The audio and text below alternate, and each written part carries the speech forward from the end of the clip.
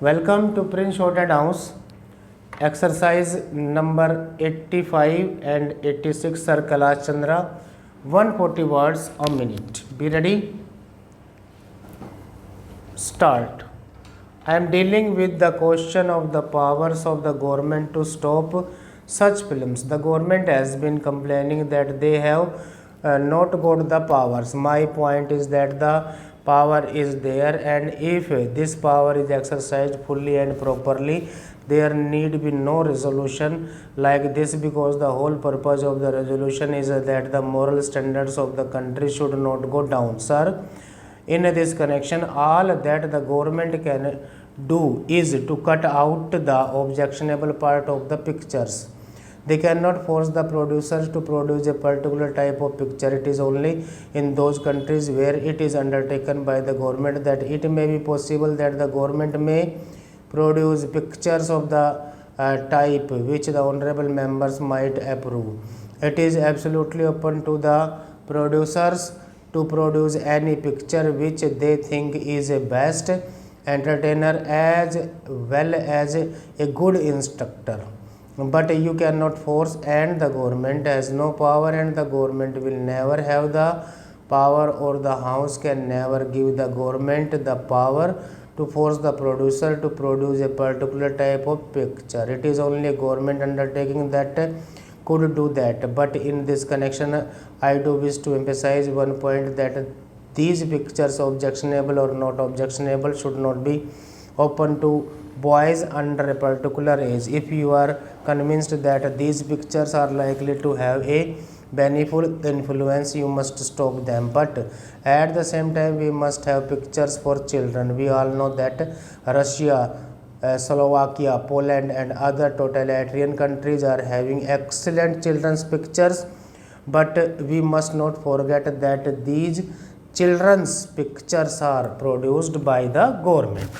There is double purpose in producing these pictures. It is not only to give instruction and entertainment to children, but there is a particular type of education which they want to give to the children, and particular ideas which they want to put into the heads of the children, and so it is undertaken by the government. It is not at all as economic proposition. Even in America, they have produced only very few films, and even those that they have produced for children are such that they are very good entertainer even for adult. The only other country is the United Kingdom, which has made an attempt in this direction through private enterprise, but there are philanthropists who have devoted themselves exclusively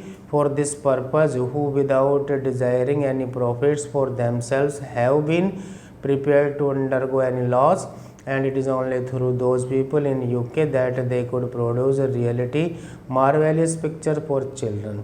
Here in India, we can never expect any good children's picture to be produced by the private producer. I know that the government of India has even set apart an award for it, but that award will be of no avail. It is only decisive ourselves, and the government is decisive itself.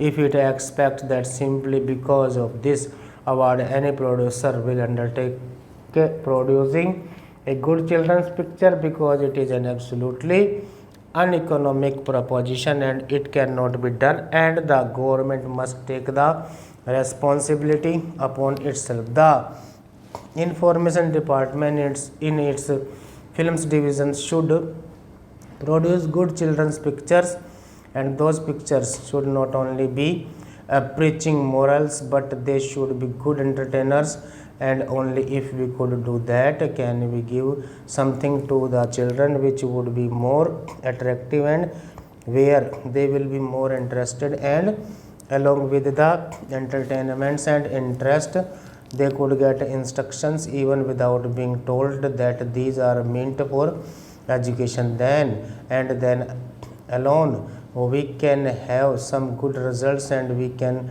save our children, and we can really impart good instruction to our children through such films. Otherwise, when you go to the picture, you are not going there simply for instruction and learning moral.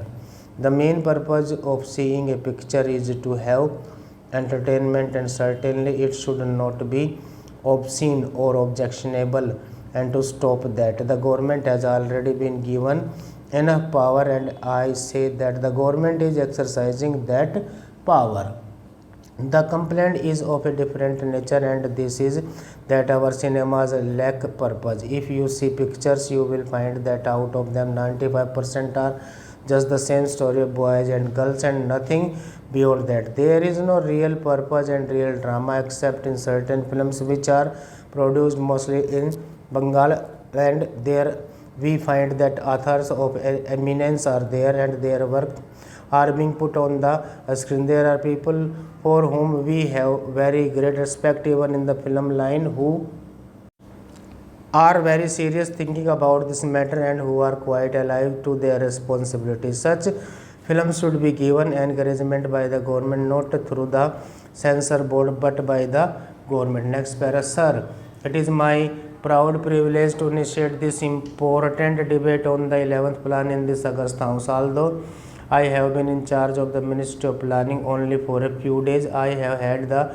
opportunity along with my colleagues in the cabinet of considering the plan in its various aspects, and I shall try to present before you the salient features of the plan in the perspective of government's general overall economic objectives. Let me say at the outset that the 11th plan, covering the years 2007-8 to 2012-13, has been formulated in the light of the development experience of the past 3 decades and the perspective we need to keep for the next 10 to 15 years. The country's performance in the past has yielded very valuable lessons, and we must adapt our strategy for development in the light of this experience.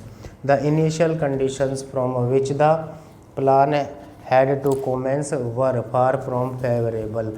1999-2000 was a drought year during which agricultural production slumped.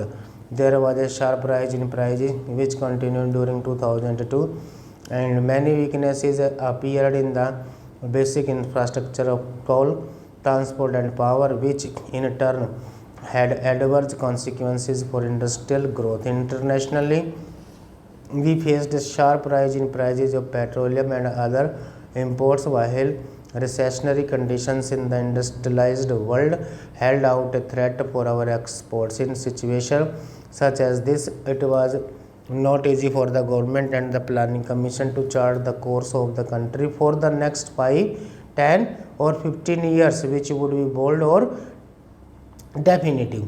At the same time, the problems facing the country are so acute that solutions brook no delay. Removal of poverty and unemployment and attainment of self-reliance have been the basic goals of plan development, and they remain so far. The 11th plan as well. In order to move forward towards these objectives, it is essential, although not sufficient, to achieve a high rate of growth of national income. The plan thus aim at a growth rate of 5.2% per annum. This is not an ambitious target, especially since 1999-2000 was year of low output, but it still requires assiduous efforts to utilize excess capacity in the system and to build new productive capacities in industry as well as agriculture, in power and in transport, so as to sustain the momentum of development in the years to come beyond the present plan period. We think this effort can be made. Indeed, in the first 18 months since this government came to power, such an effort has been made. As a result, the growth rate last year was 7% and is likely to be 4.5% this year. Thus, the average for the plan may come to 6%. In order to achieve the target growth rate of 5.2%, both agriculture and industry will have to perform better than in the past. In terms of gross value added, the plan envisages an average growth rate of about 4% for agriculture and about 7% for mining and manufacturing. The realization of these targets will require a substantial step up in investment as well as a considerable improvement in capacities which have already been created, particularly in such critical sectors as irrigation, power, coal, petroleum, fertilizers, cement and railways. The 11th plan lays balanced emphasis on both these aspects. The country is currently self-sufficient in food grains. However, there are still gaps in such important areas as pulses and vegetable oil seeds. Agriculture being still the foundation of our economy, the 11th plan contains a number of programs designed to further strengthen the modernizing impulses in agriculture, covering both food and cash crops. As a part of the overall strategy, the area under irrigation is sought to be increased by nearly 15 million hectares over the plan period. The consumption of chemical fertilizers is expected to go from 5 million tons of nutrients and in 1999 2000 to 9 million tons in 2004-2005. The institutional credit for agriculture and rural development will be more than doubled over the plan period. The newly planned National Bank of Agriculture and Rural Development will act as a powerful agent for overcoming the weaknesses of the credit delivery systems, particularly in meeting the credit needs of small and marginal farmers and rural artisans. Apart from crop husbandry, considerable stress has been laid on the development of subsidiary occupations like animal husbandry, horticulture, fisheries, social and farm forestry. The Dairy Development Program alone is expected to benefit about 15 million families. It is the declaration policy of the government to provide remunerative prices for farm produce and to strengthen the infrastructure for marketing so that farmers have an adequate incentive to produce more. Stop.